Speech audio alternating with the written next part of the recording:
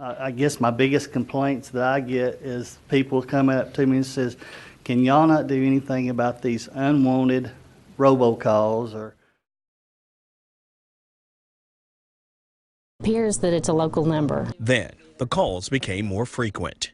Almost daily, like 2 or 3 a day probably. Alcorn soon discovered they were robocalls. In a week, I am being contacted by a scammer or by someone who had a missed call from me at least 3 or 4 times a week. They're using our local numbers and they're misleading consumers. It turns out the phone numbers that showed up on a phone is known as neighbor spoofing. Typically the first 6 digits look similar to theirs. They're assuming it's somebody that they know.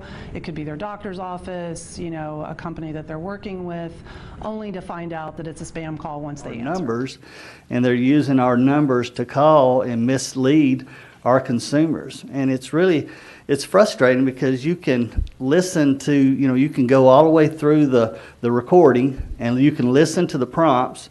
And, he always says if you want to be taken off of this, press 2. Well, you can press 2 and be taken off, and 3 days later, you get the same exact company, but it's a different phone number.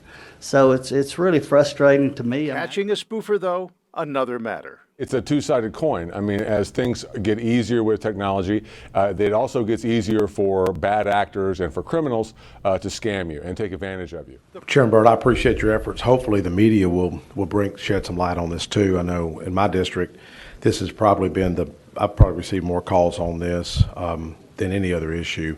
It's a public safety issue now. Spoofing is a growing problem in Tennessee, so much so that state lawmakers amended state law.